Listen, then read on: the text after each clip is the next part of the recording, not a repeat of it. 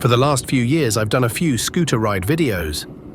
At first, it was just a GoPro camera attached to the helmet, but in the last year or two, I've been very fond of the new Insta360 360 camera.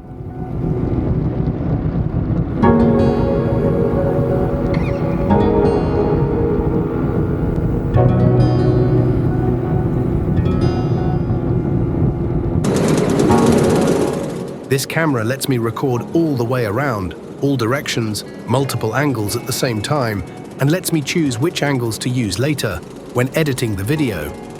This may sound like the perfect solution, and it almost also is. You just have to think a little about how you place the camera.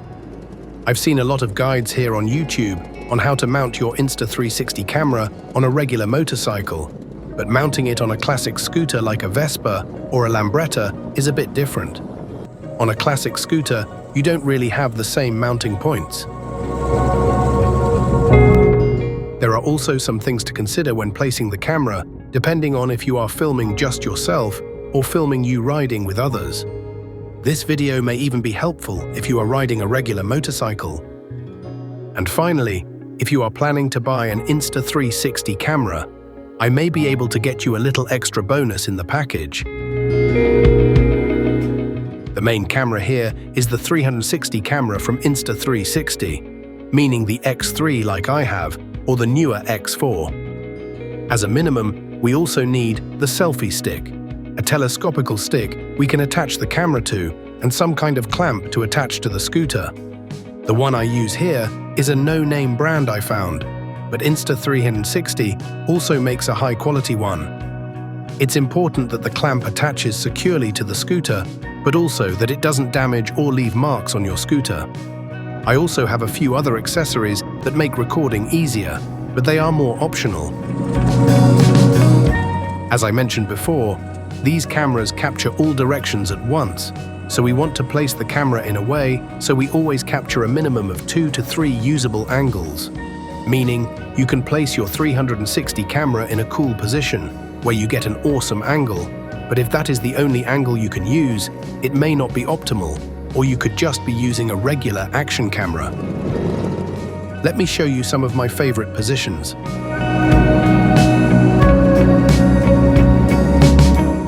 All the setups I'll show you here use the camera on the selfie stick that then attach to the clamp.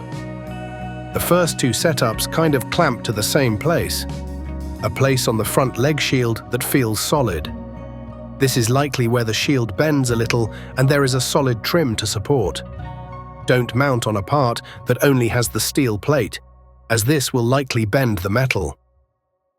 If you extend the camera a little out to the side of the scooter, you can capture riders around you, the road forward, your front wheel, and the rear of your scooter. If you extend the camera even further out, you can actually capture you on the scooter from the side in a wide-angle view. Don't extend the stick out too long at this angle, as this will put a heavy load on the mounting point and you risk bends. Also, be aware of how long the camera sticks out so you don't hit something when riding. If you are filming you riding with others, then think about what side you mount the camera. Are the other riders mostly going to be on your left? Then place the camera on the left side, and vice versa.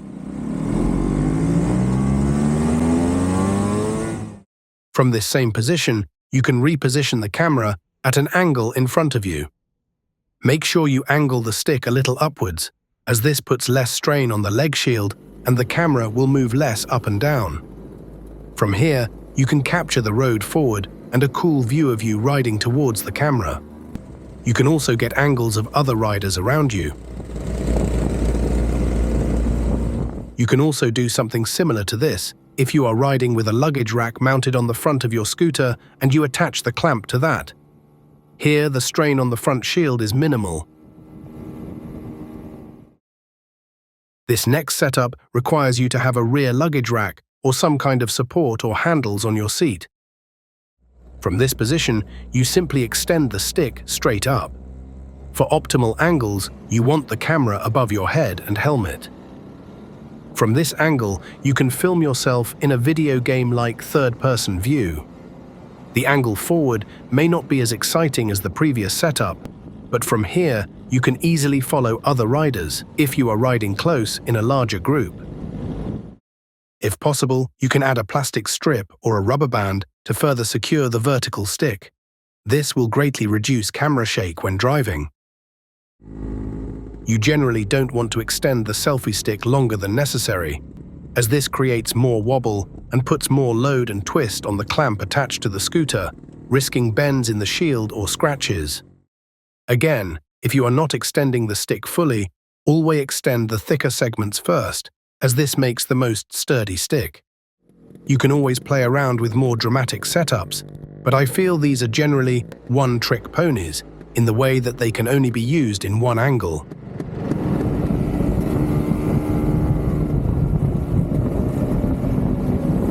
For convenience, I use a few extras to make recording a bit easier. The Insta360 camera comes with a nice protective pouch, but the rubber lens cap can quickly be put on the camera with it still mounted on the stick.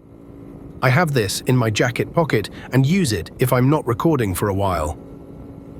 The Insta360 camera, without lens protectors, is very sensitive to scratches, so a rubber lens cap and lens guards are always a good idea.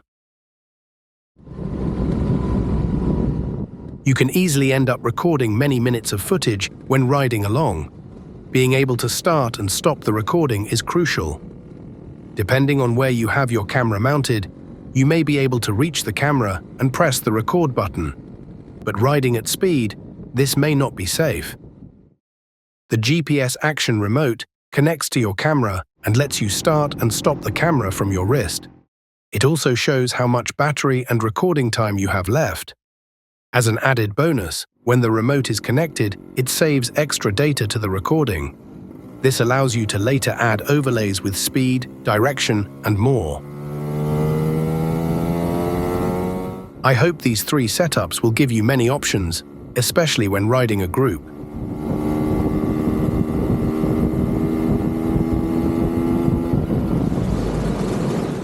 When documenting my rides, I like to have a little more variation in my camera angles. I have added a GoPro-style action camera to the mix. These come from many brands, and GoPro isn't the market leader as they used to be. To make sure the colors match better with the 360 recordings, I have chosen an Insta360 camera. Mine is the Insta360 One RS 4K. Not the newest model, but it gets the job done, and the recordings are super sharp.